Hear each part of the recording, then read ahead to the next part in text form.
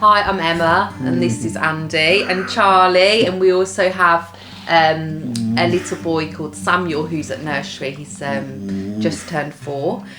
Yeah, been part of Riverside since just before the lockdown.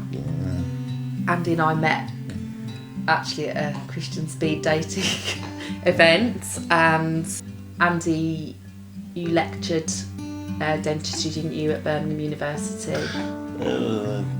A clinical lecturer, so it was more practical. And we were, as I say, we were very involved with church. We headed up the 18 to 30s stuff at our church in Selly Oak that was then. Yeah, life was pretty good. And yeah, November 2011, Andy had a strain to the neck and persistent headaches, and we went to get it checked out at A&E because he had some loss of feeling, and he had the beginning of a stroke at that point. And unfortunately, we didn't get the right treatment at A&E, and they didn't manage to diagnose the issue, and we were backwards and forwards. By the time it was the Monday, we'd been in over the weekend, we had managed to see a more senior doctor, and he was correctly diagnosed it, but very quickly Andy's condition deteriorated, and by the Tuesday he'd had a massive brainstem stroke, which had left him with something called locked-in syndrome. So all of Andy's basic functions like breathing, temperature control, even your emotion regulation, and then every single muscle, even his eye muscles, had been paralysed or been affected, and it was just completely catastrophic. Your body shut down, and you were on life support, just completely out of the blue for us. We'd been married 3.5 years at that point, hadn't we? Received lots of physiotherapy and tried to get back as much as you possibly could. You were learned how to eat,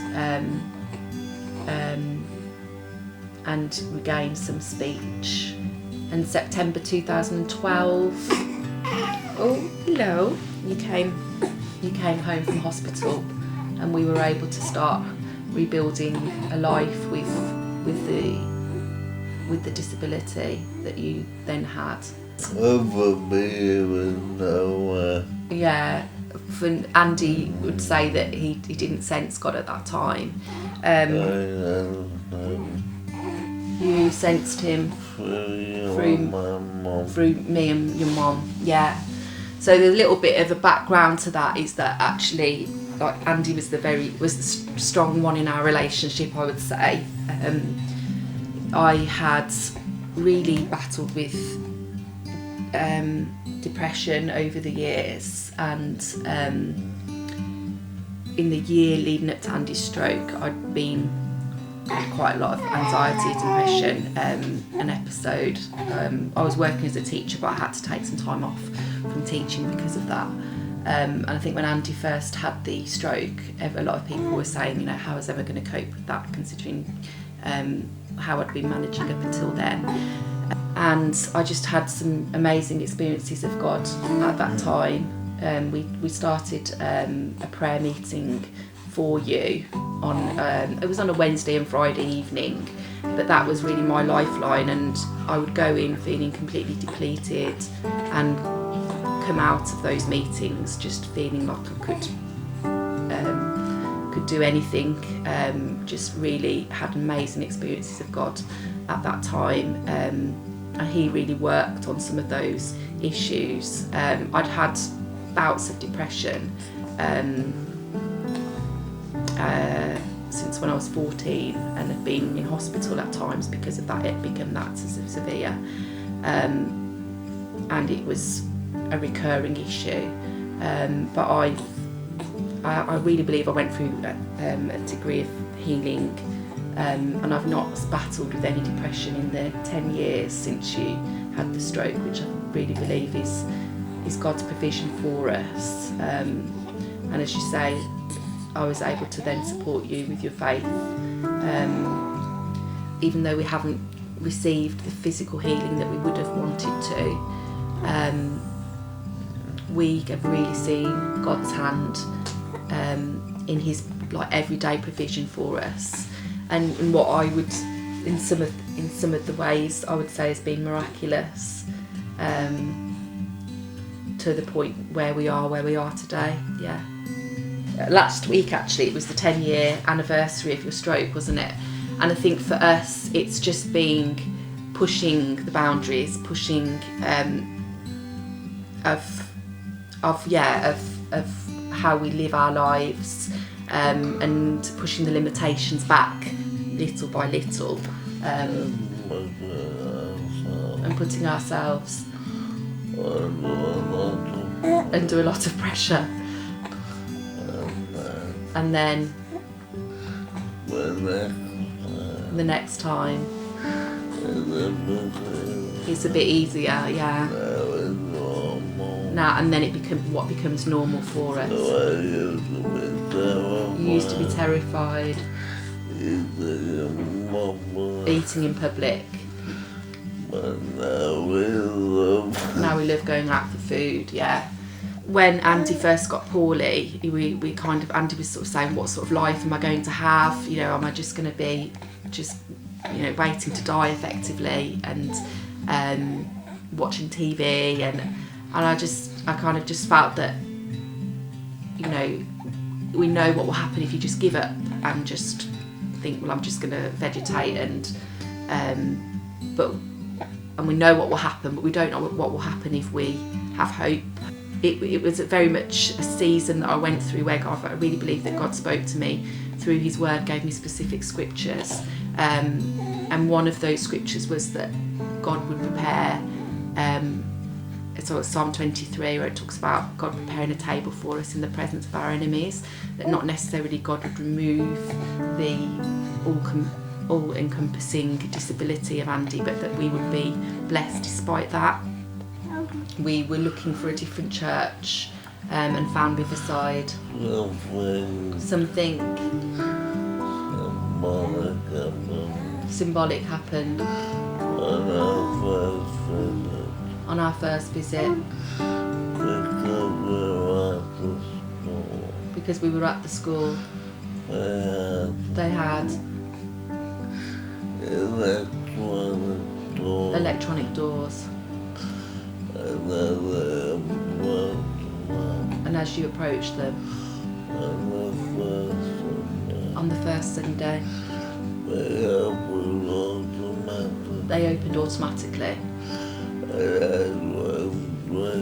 and you drove straight in, and you think that really meant something. Just that of you being able to be independent with going to church, yeah, just felt really supported, felt spiritually fed. We've been able to be part of a community group and a life group, and now we do some hosting of church at our house once a month, and we host a life group at our house as well, and that just means that we can be part of it with Andy's disability, but also with the boys as well. That suits us really well.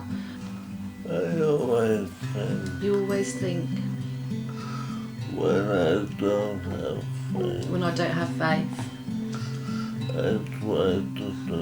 you try to do what you think you would do if you had the faith or the feelings to match that, yeah. So just keep showing up. You remember what I told you about.